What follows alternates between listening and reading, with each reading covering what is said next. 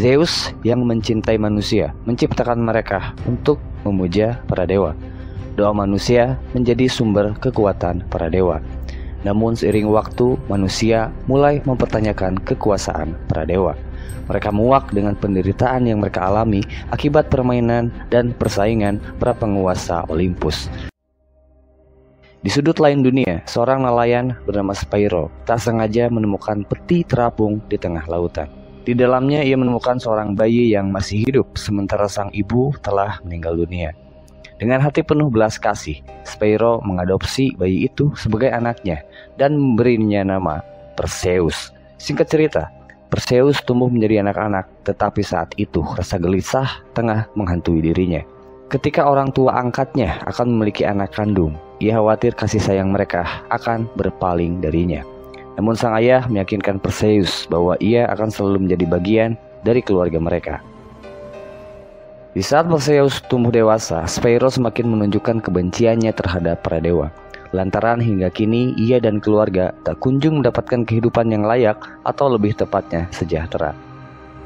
Karena hal tersebut, para manusia dalam hal ini prajurit Argos, begitupun Spyro, mulai menghancurkan dan meruntuhkan kuil-kuil, termasuk patung para dewa sebagai simbol perlawanan terhadap kekuasaan, di mana tindakan ini kemudian memancing kemurkaan para dewa. Hades dalam amarahnya turun ke bumi dan menghancurkan kapal Spyro. Akibatnya Spyro dan keluarganya terjebak di dalam kapal, sementara Perseus berusaha untuk menyelamatkan. Perseus yang kesulitan pada akhirnya tak bisa berbuat banyak dan hanya bisa menyaksikan keluarganya tenggelam ke dasar laut. Maka terdorong oleh rasa kehilangan dan dendam, ia bersumpah untuk membalas kematian mereka. Di Olympus, para dewa berkumpul untuk memutuskan tindakan atas pemberontakan manusia. Zeus seakan tak percaya dengan apa yang telah diperbuat manusia kepada mereka. Di satu sisi, Hades kemudian meminta izin untuk memberi pelajaran kepada manusia agar kembali mendapatkan cinta mereka. Meski awalnya Apollo menolak, Poseidon tak sependapat dan meminta agar Zeus menyetujui usulan tersebut. Di sisi lain, Perseus yang terlunta-lunta di lautan ditemukan oleh prajurit Argos, lalu dibawa ke istana Raja Cepheus yang saat itu tengah dalam kampanye perlawanan terhadap para dewa. Di sana, sang raja mendeklarasikan secara jelas bahwa mulai saat ini dan selanjutnya mereka akan menentang para dewa. Menariknya, di tengah riuh kegembiraan, Hades tiba-tiba datang dan seketika mengacaukan seisi istana. Dengan kekuatannya itu, sekejap Hades menghisap apapun yang ada di dekatnya hingga meluluh lantahkan seisi istana. Tak sampai di situ, Hades menjatuhkan hukuman paling berat kepada sang ratu, istri dari Raja Cepheus. Dan ia mengancam akan melepaskan Kraken dalam waktu 10 hari dan menghancurkan kerajaan Argos. Kecuali Argos rela mengorbankan nyawa sang putri raja Andromeda untuk dipersembahkan kepada Kraken dan Zeus, di mana darah Andromeda sendiri adalah satu-satunya pengorbanan yang dapat memuaskan para dewa atas pengkhianatan yang telah dilakukan oleh manusia. Dalam hal ini Perseus sempat mencoba untuk menyerang Hades karena ia masih dendam atas apa yang telah dilakukan Hades terhadap keluarganya. Tapi hal itu dapat dicegah oleh seorang wanita misterius sambil berkata bahwa sekarang bukan waktu yang tepat. Naasnya, saat Hades meninggalkan istana, Draco, seorang pengawal raja, mencurigai dan menginterogasi Perseus karena dicurigai bahwa Perseus adalah perwujudan manusia setengah dewa. Mereka percaya bahwa Perseus adalah utusan dewa yang telah memancing kedatangan Hades. Raja Cepheus meminta kepastian apakah benar apa yang dituduhkan kepada Perseus. Karena jika benar, Cepheus menganggap Perseus dapat membantu bangsa manusia untuk mengalahkan para dewa. Tapi Perseus menampik hal tersebut dan ia hanya berkata bahwa dirinya hanya memiliki dendam kepada Hades. Akibatnya, Perseus ditahan di dalam penjara dan tak lama ia dihampiri oleh seorang wanita misterius yang sebelumnya telah menahan Perseus saat hendak menyerang Hades. Wanita ini bernama Io. Ternyata Io adalah seorang dewi yang selama ini mengawasi Perseus dari sejak kecil dan menitipkannya kepada Spyro. Disinilah Io memberikan fakta yang sebenarnya bahwa Perseus merupakan keturunan dewa Zeus. Singkatnya, dahulu kala hidup seorang raja bernama Acrisius, di mana saat itu Acrisius memberontak ke istana Olympus akibat penganiayaan dan kekejaman yang dilakukan pada dewa. Akan tetapi Zeus tak semata-merta menghabisi Acrisius. Karena kecintaannya terhadap manusia, dewa Zeus turun ke bumi dan menyamar sebagai raja Acrisius, lalu meniduri istri Acrisius sendiri. Acrisius yang mengetahui hal ini jelas murka dan berniat memberikan hukuman mati terhadap istrinya. Zeus kemudian tak membiarkan hal ini dan singkat cerita Acrisius membuang istri beserta anaknya itu ke lautan. Dari situlah Io berperan dan menyerahkan Perseus kepada Spyro. Io menambahkan bahwa alasan Perseus dilahirkan adalah untuk membunuh Kraken. Kendati demikian, Perseus sendiri tak mempedulikan hal ini karena dalam pikirannya ia hanya bertekad untuk membalas kematian Spyro kepada Hades. Karena itu, Io menyarankan kepada Perseus untuk membunuh Kraken terlebih dahulu, karena dengan begitu Hades akan menjadi lemah. Di lain sisi, Hades menemui seorang misterius yang ternyata dia adalah Acrisius. Rupanya selama ini Acrisius masih hidup dan Hades mengajak Acrisius untuk beraliansi dalam pengkhianatan kepada dewa Zeus.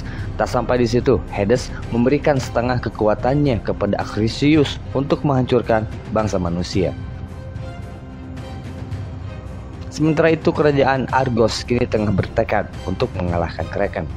Perseus akhirnya bersedia untuk terlibat setelah sebelumnya diyakinkan oleh Io. Singkat cerita, Perseus, Draco, dan pasukan Argos bersiap melakukan perjalanan menuju lembah Stygia, di mana mereka percaya bahwa di tempat itu mereka bisa mendapatkan kekuatan dan petunjuk untuk mengalahkan Kraken. Mereka pun kemudian meninggalkan istana, walau sebelumnya sempat mendapat hadangan dari masyarakat di sana. Selama perjalanan, akhirnya Draco yakin bahwa Perseus adalah sosok yang dapat membantu mereka mengalahkan Kraken. Hal ini terlihat saat Draco dikalahkan Perseus ketika berlatih pedang.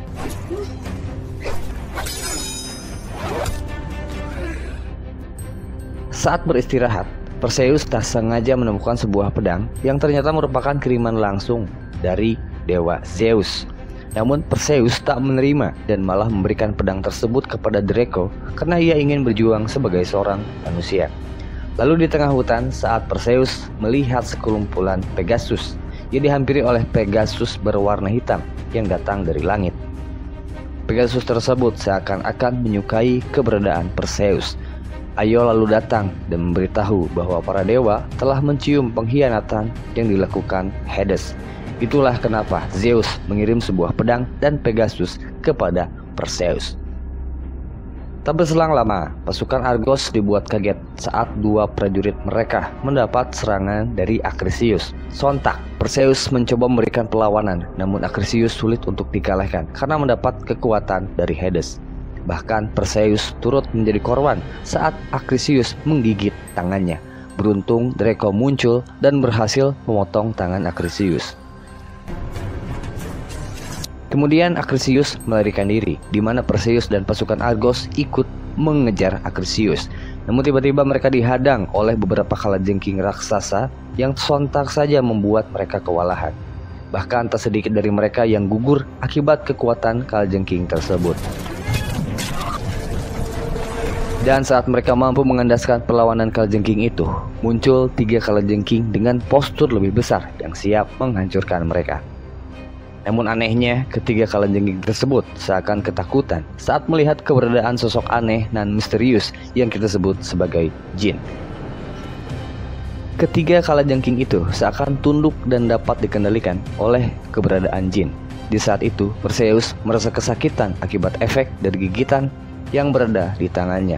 Meski begitu, Perseus tetap kekeh menolak saran Draco untuk meminta bantuan kepada Zeus. Di malam harinya, saat Perseus meringis kesakitan dari lukanya, secara diam-diam jin muncul mengeluarkan kemampuannya. Hal ini lantas memicu kecurigaan Draco hingga terjadilah pertarungan sengit. Hal itu akhirnya dapat terhenti saat Perseus muncul dan menunjukkan luka di tangannya yang kini telah pulih. Diketahuilah bahwa jin adalah makhluk yang telah dikutuk oleh para dewa. Selama ini, jin menunggu waktu yang tepat untuk membalaskan kesengsaraan akibat kutukannya kepada dewa. Maka dengan itu, mereka sepakat untuk bekerja sama. Uniknya, di sini jin mampu menjinakkan kalajengking raksasa menjadi alat transportasi. Kemudian mereka melanjutkan perjalanan ke lembah Stygia. Jelas hal ini tak mudah karena di sana mereka harus melewati padang pasir dan pegunungan terjal untuk bisa sampai ke tujuan. Singkat cerita, mereka tiba di lembah Stygia yang terlihat begitu kelam. Kemudian mereka tiba di puncak gunung dan mendapati 3 penyihir mengerikan yang memiliki mata di tangan mereka. Mereka langsung menyadari sosok Perseus yang merupakan sosok manusia setengah dewa. Perseus kemudian menanyakan bagaimana cara mengalahkan Kraken. Penyihir mengatakan bahwa hal ini hanya bisa diketahui jika mereka mendapatkan tumbal. Perseus lalu merebut mata penyihir itu dari tangannya. Akhirnya Perseus mengetahui bahwa satu-satunya cara mengalahkan Kraken adalah menggunakan kepala Medusa, di mana Medusa sendiri adalah makhluk mengerikan yang memiliki kepala bertubuh ular. Konon, siapa saja yang melihat kepala Medusa secara langsung dapat mengubahnya menjadi batu. Dan saat ini Medusa tinggal di ujung sungai Styx di sebuah kuil dunia bawah tanah. Namun bukan itu saja yang menjadi persoalannya. Penyihir mengatakan bahwa usaha mereka hanya sia-sia sebab hal itu telah diramalkan. Tapi bagaimanapun hal ini tak membuat Perseus goyah dan kemudian melanjutkan perjalanan. Lalu saat di tengah perjalanan, tiba-tiba Perseus dihampiri oleh ayahnya, Zeus, yang menawarkan bantuan. Zeus mengajak Perseus ke Olympus menjadi dewa, alih-alih hidup sebagai manusia. Perseus jelas menolak dan tetap pada pendiriannya untuk mengalahkan Hades. Zeus lalu memberikan sebuah koin emas yang dipercaya dapat memudahkan Perseus untuk menemukan Medusa. Perseus kembali ke pasukan dan mendapatkan sebuah pemberian perisai dari 2 orang prajurit yang memutuskan untuk mundur dari misi. Dan setelah melakukan perjalanan, akhirnya mereka sampai di ujung sungai Styx yang menjadi gerbang menuju Medusa. Kemudian muncul sebuah perahu dan menghampiri mereka saat koin pemberian Zeus dilemparkan. Di sini Io tak bisa melanjutkan perjalanan karena hanya para lelaki saja yang bisa masuk dan kembali dengan selamat. Di saat perlahan-lahan masuk ke dalam kuil, akhirnya Medusa menunjukkan batang hidungnya dan langsung menjatuhkan beberapa pasukan hingga terjatuh mengenai lahar panas. Sampai akhirnya yang tersisa tinggal Perseus, Draco, dan Jin yang terlihat begitu kewalahan menghadapi Medusa. Bahkan Jin hampir berubah menjadi batu walau akhirnya ia meledakkan dirinya sendiri berharap Medusa mati bersama-aja. Sementara Draco mencoba menusuk Medusa dari atas dan sialnya ia malah berubah menjadi batu saat menatap mata Medusa. Dan kini giliran Perseus untuk beraksi meski jelas di sini ia kesulitan karena harus menghindari kontak mata secara langsung. Namun bukan Perseus namanya apabila ia tak memiliki cara untuk mengalahkan Medusa. Maka ia memanfaatkan perisainya menjadi sebuah cermin. Dan dengan pertarungan sengit, Perseus berhasil menebas kepala Medusa dan menendang tubuhnya hingga terjatuh ke atas lahar panas. Meski harus kehilangan sosok penting yang telah mendukungnya, Perseus kembali fokus dalam misinya untuk mengalahkan Hades. Lagi-lagi ia harus kehilangan sosok penting saat Io diserang oleh Acrisius yang datang secara tiba-tiba. Karena kekuatan dari Hades, Acrisius nampak begitu kuat dan jelas membuat Perseus cukup kesulitan. Namun saat Perseus memutuskan untuk menggunakan pedang Olympus pemberian Zeus, akhirnya Perseus menemukan kekuatannya dan berhasil mengendaskan perlawanan Acrisius.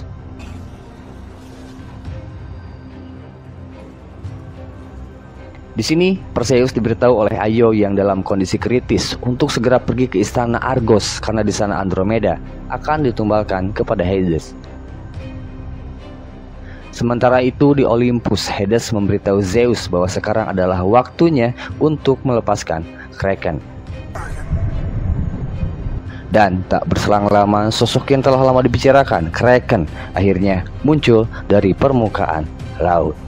Sontak dalam waktu singkat saja, Kraken dapat memporak-porandakan Argos hingga menjatuhkan korban dalam jumlah besar. Tak ayal, hal ini dapat menggoyahkan Gunung Olympus yang selama ini menjadi sumber kekuatan Zeus, yang secara perlahan-lahan menggerogoti kekuatan Zeus. Hades selalu mengungkapkan bahwa ini adalah bentuk balas dendamnya kepada Zeus. Jelas, Zeus tak gentar begitu saja karena ia masih bisa kuat atas rasa kepercayaannya terhadap Perseus. Hades kemudian mencoba menghadang kedatangan Perseus yang datang dengan kepala Medusa. Di sini sempat terjadi perebutan yang cukup sengit saat Perseus berusaha sekuat tenaga untuk mempertahankan kepala Medusa. Sampai akhirnya ia datang di waktu yang tepat saat ketika Kraken nyaris memangsa Andromeda yang telah dijadikan tumbal oleh rakyat Argos. Sontak dengan menghadapkan kepala Medusa langsung ke hadapan Kraken, seketika Kraken berubah menjadi batu dan kemudian hancur berkeping-keping. Tak berhenti di situ, Hades tiba-tiba muncul dan menyasar Andromeda sebagai sasarannya. Lagi-lagi Perseus menunjukkan kekuatannya. Kali ini ia menarik sumber kekuatan Zeus dari atas langit, lalu mendorong Hades menggunakan pedangnya dan terlempar sampai ke neraka. Setelahnya, Perseus segera menyelamatkan Andromeda yang saat itu terlempar ke dasar laut. Namun mereka terseret dan terdampar hingga ke bibir pantai. Tak lama mereka akhirnya tersadar saat Pegasus menghampiri. Disitulah Andromeda meminta kepada Perseus agar bersedia menjadi pasangannya dan memimpin Argos bersama-sama. Tapi Perseus menolaknya secara halus dan kini ia melanjutkan perjalanan bersama Pegasus. Saat Perseus berada di reruntuhan patung Zeus, ia kembali dihampiri oleh ayahnya. Zeus berterima kasih karena Perseus telah mengembalikan Hades dan menyegalnya di dalam neraka. Ia menambahkan bahwa kekuatan dewa bergantung kepada keyakinan manusia terhadap dewa itu sendiri. Sebaliknya, jika kebencian manusia terhadap dewa tumbuh, hal itu dapat memberikan kekuatan terhadap Hades. Adapun ia meminta agar Perseus bersedia pergi bersamanya ke Olympus untuk menjadi dewa. Lagi-lagi Perseus menolak karena ia merasa cukup bahagia hidup sebagai manusia biasa. Maka sebagai bentuk terima kasihnya, Zeus menghidupkan kembali sosok Io yang disambut gembira oleh Perseus. Film pun selesai.